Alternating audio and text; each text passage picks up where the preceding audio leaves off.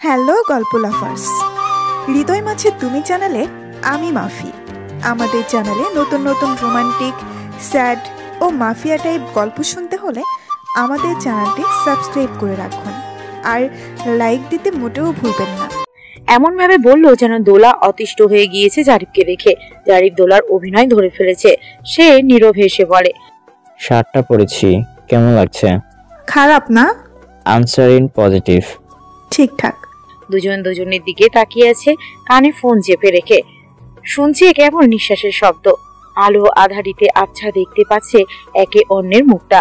মুখাবয়ব স্পষ্ট বোঝা যাচ্ছে না। খানিক বাদে জারিফ নীরবতা তাড়িয়ে বলে, কাল স্বাস্থ্য মন্ত্রণালয় থেকে ইন্টারভিউর জন্য ডেকেছে। যদি চাকরিটা এখানেই হয়ে যায় তবে আর অপেক্ষা না করে মাকে। থামো, বলো না। এত পরিকল্পনার কথা ভাবতে ইচ্ছে করছে না। বর্তমানটাকে একটু উপভোগ করতে দাও। অনিশ্চিত দিনের কথা বর্তমানে টেনে এনে যন্ত্রণা দ্বিগুণ করো না। জারিফ চুপ হয়ে যায়। দোলাও চুপ। কেটে যায় আরো কিছুক্ষণ সময়। গলির সরু রাস্তা থেকে শেষ দুটো রিক্সা চলে গেল ক্রিং ক্রিং বেল বাজিয়ে।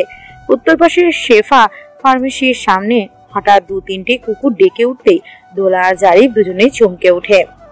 জারিফ এদিক ওদিক খুঁজে একটা ইটের টুকরো তুলে কুকুরগুলোকে তাড়িয়ে দোলাকে বলে, ঘুমিয়ে পড়।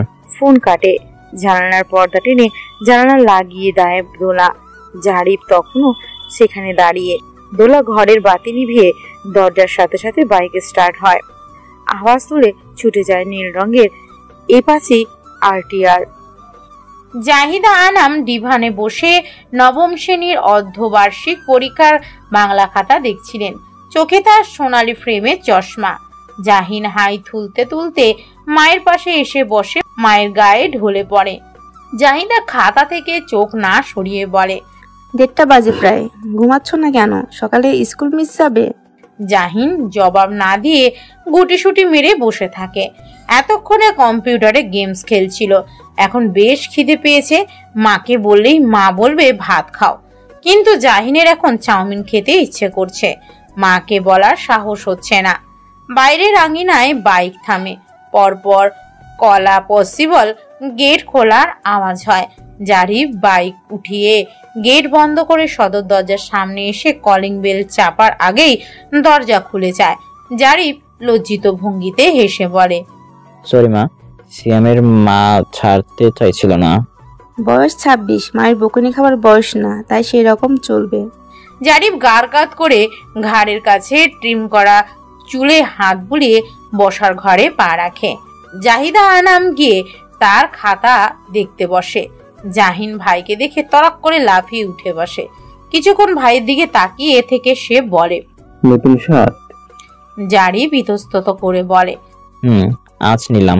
জাহিন কয়েক মুহূর্ত কিছু মনে করার চেষ্টা করে বলে, আরে কি আশ্চর্য ভাইয়া, জানিস গতকাল গার্মেন্টস পট্টিতে দোলা আপুর সাথে দেখা হয়েছিল। সেও জেমস পয়েন্ট থেকে হুবহু এরকম একটা শার্ট নিয়েছে, একেবারে সেম। জাহিদা ছাত্রের খাতায় প্রাপ্ত নাম্বার লিখতে যাচ্ছিল। ছোট ছেলের কথায় তার হাত থেমে যায়। জারিফ এক প্রকার হোঁচট খেয়ে সরাসরি মায়ের দিকে তাকায়। দেখতে পায় মা তার মুখের দিকেই তাকিয়ে আছে। জাহিন বক বক করে যাচ্ছে।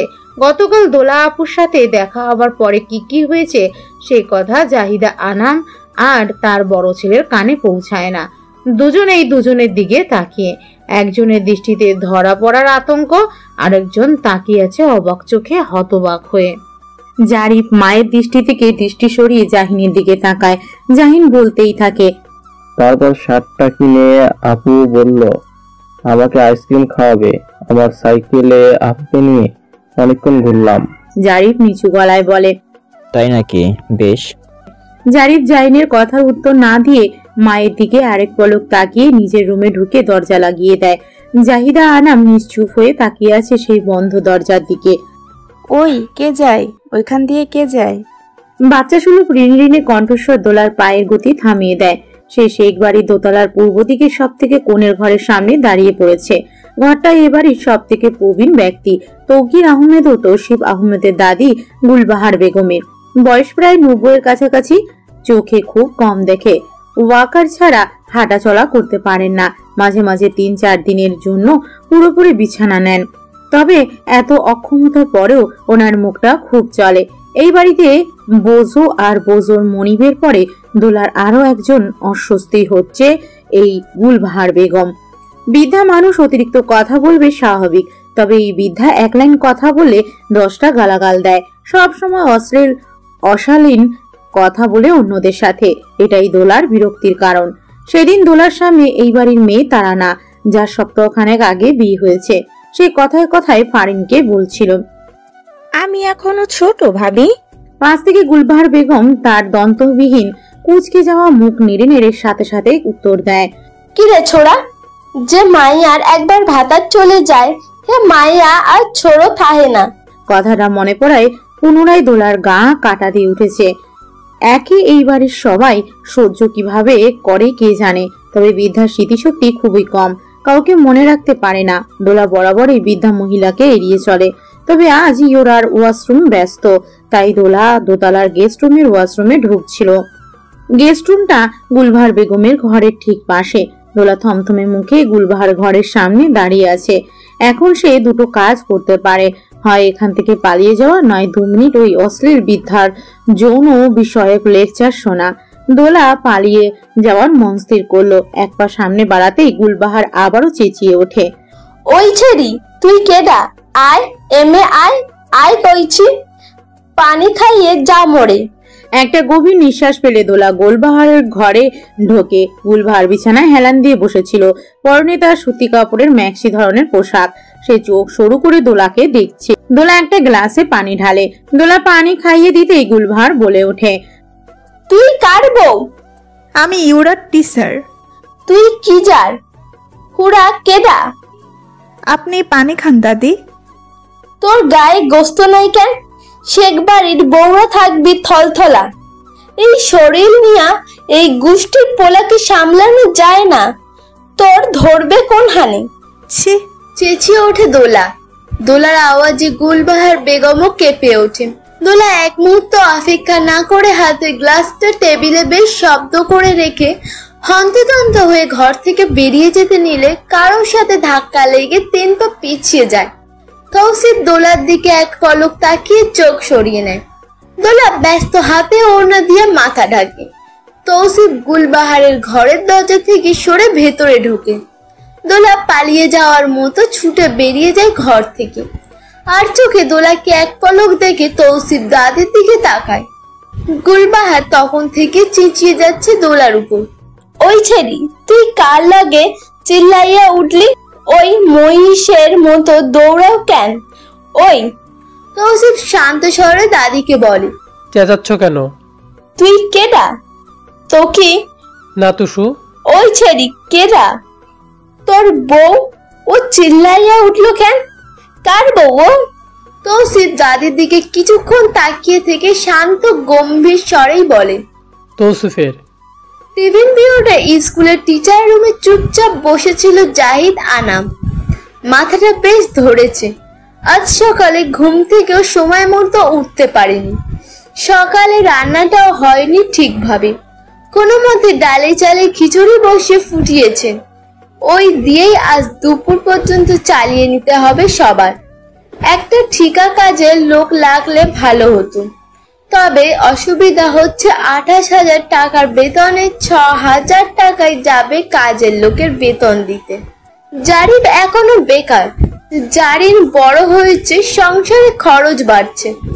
জারিফ যদিও খুব কমই নেয় জাহিদের থেকে, জোর করে দিলে তবেই নেয়। তবুও জাহিদা টাকা পয়সা খরচ বাড়াতে চাচ্ছে না কাজের লোক রেখে। 2 ছেলের জন্য সেভিংস করতে হবে। তার কাঁধে অনেক দায়িত্ব। জারিফের বাবা তো একটা বাড়ি ছাড়া অর্থ কিছুই রেখে যেতে পারেনি। ছেলে দুটোকে বড় জাহিদা একা করেছে। তবুও মাঝে মাঝে জাহিদা ইচ্ছা করে একটু আরাম করতে। এই বয়সে তাড়াতাড়ি রিটায়ারমেন্ট নিয়ে নিতে ইচ্ছা করে। নবম দশম শ্রেণীর যে 3টে ব্যাচ পড়ায় বাড়িতে, সেগুলো বাদ দিয়ে দিতে ইচ্ছা করে। শরীর আর সায় দেয় না এসবে। যুবতী বয়সে শাশুড়ি, ননদ, স্বামীর মার খেতে খেতে শরীরটা এখন অকেজো হয়ে গিয়েছে প্রায়। কখন হুশ করে প্রাণ পাখিটা উড়ে যায় তা বলা যায় না। গত 3 দিন থেকে ব্লাড প্রেশার একটু হাই হয়েছিল। তার উপর গতকাল রাতের পর মনটা কোনো কারণে বেশ বিক্ষিপ্ত হয়ে আছে জাহিদার। মনটা কিছুতেই শান্ত হচ্ছে না, অস্থির লাগছে। মনে হচ্ছে একটা অঘটন ঘটে গিয়েছে। জাহিদাকে এভাবে একা টিচার্স রুমে বসে থাকতে দেখে একজন সহ শিক্ষিকা ভেতরে ঢুকে। জাহিদা নড়ে চড়ে বসে। রিহানা ম্যাডামের দিকে তাকিয়ে হাসার চেষ্টা করে বলল, বসুন। রিহানা বসে। জাহিদার দিকে তাকিয়ে বলে, অসুস্থ দেখাচ্ছে আপনাকে। আসলে বয়স হয়ে গিয়েছে তো আপা, শরীরটা আর আগের মতো সায় দেয় না পরিস্থিতি। কেন করেন পরিশ্রম? দুটো ছেলে আপনার, বিয়ে করিয়ে ঘরে বউ নিয়ে আসুন, সেবা যত্ন করবে। জাহিদা হাসে। রিহানা ম্যাম বলতে থাকে, জারিফের চাকরির কি খবর, হলো কিছু? ওই তো সব জায়গা থেকে ইন্টারভিউর জন্য ডাক আসছে। বেশ ভালোই একটা চাকরি পেয়ে গেলেই হয়, তারপর বিয়ে করিয়ে দেবেন ছেলেকে। দোয়া করবেন। আমার ছোট বোনের মেয়ে অরিনকে তো চিনেন, এই স্কুলের ছাত্রী ছিল, এসএসসি 2018 ব্যাচ। এখন অ্যাকাউন্টিং নিয়ে পড়ছে, 2য় বর্ষে আছে। ওকে পছন্দ করে রেখেছি জারিফের জন্য। রিহানা এদিক ওদিক তাকিয়ে নিচু গলায় বলে, জারিফের অন্যত্র রিলেশন আছে জানি, তা না জেনেই পছন্দ করে ফেললেন? জাহিদা চিন্তিত ভঙ্গিতে রিহানার দিকে তাকায়। বুঝলাম না পা।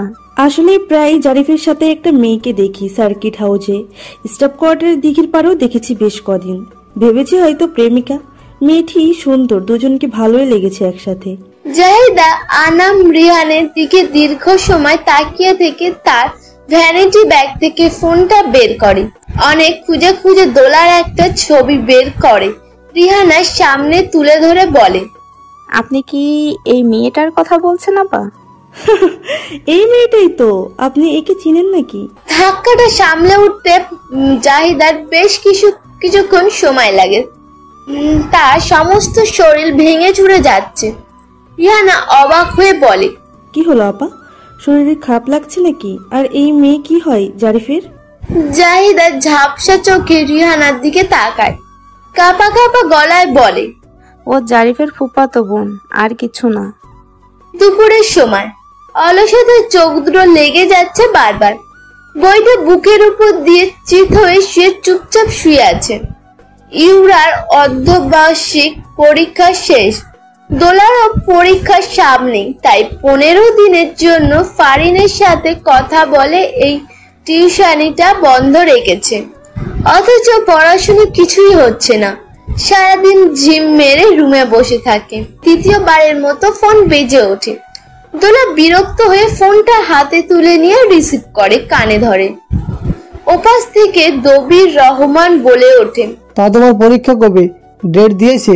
না, পড়ছিলাম, হঠাৎ আমার পরীক্ষা নিয়ে পড়লে যে আব্বু, ব্যাপার কি? তোমার জন্য একটা সম্বন্ধ এসেছে, সেটা নিয়ে আলোচনা করতে চাই তোমার সাথে। মানে সেদিন না বললাম আমি বিয়ে করব না, এখন আবার কেন? শোনো আগে কথাটা, বেশ ভালো ঘর থেকে সম্বন্ধ এসেছে। ছেলে কোনো ইন্টারমিডিয়েট পাস, কসমেটিক দোকানদার না, ছেলে উচ্চশিক্ষিত, ঢাকায় পড়াশোনা করছে। থামো আব্বু, তুমি ভেবেছো আমি প্রস্তাবগুলো ফিরিয়ে দেই শুধুমাত্র পাত্র, দোকানদার আর অল্প শিক্ষিত থাকতো বলে? তবে অন্য কোনো কারণে তো তুমি বলনি। পড়াশোনা করতে চাও, করবে পড়াশোনা, এই ছেলে পড়াবে তোমাকে। দিয়ার বিয়েটা আটকে আছে তোমার জন্য, আসিফ বিয়ের অনুমতি পেয়েছে। তুমি এখন এত নোটাঙ্কি করো না। তো দিয়ার বিয়ে নিয়ে সমস্যা? তো দিয়ে দাও না ওর বিয়ে, কে বারণ করেছে তোমাদের? তুমি অনুমতি দিলেই তো হয়ে যায় না মা, আমরা তো আমেরিকায় থাকি না। এই মফস্বলের সমাজে বড় বোনের আগে ছোট বোনের বিয়ে হয়ে যাওয়া মানে বড় বোনের খুঁত আছে বলে ধরে নেয় লোকে। জীবিত থাকতে মেয়ের এত বড় ক্ষতি তো করতে পারবো না। ভালো ভালো তোমার বিয়েটা দিয়ে তবে দিয়ার বিয়েটা দিব। মেয়ের ক্ষতি চাও না তো মেয়েকে জোর করে তার যার গলায় ঝুলিয়ে কোনো উপকার করতে চাও মেয়ের? গলা নামিয়ে কথা বলো, একেবারে মায়ের মতো বেয়াদব হয়েছ। মুখ চালাতে জানো, সবাই খুব একটা খারাপ বলে না, মায়ে মান বুঝি। যার তার গলায় ঝুলাবো কে বললো তোমাকে? আমাকে কি এত অবিবেচক মনে হয়? উপজেলা চেয়ারম্যান তৌকির আহমেদের ছোট ভাই তার বাবাকে দিয়ে তোমার ছোট চাচার কাছে প্রস্তাব দিয়েছে বিয়ের।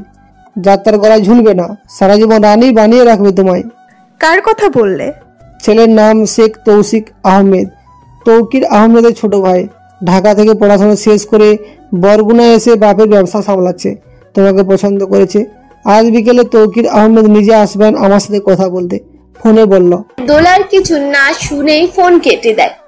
কিছুক্ষণ বিছানায় নিষ্প্রাণ হয়ে বসে থেকে ওঠে, দাঁড়ায়। তারপর আলমারি থেকে একটা শপিং ব্যাগ বের করে।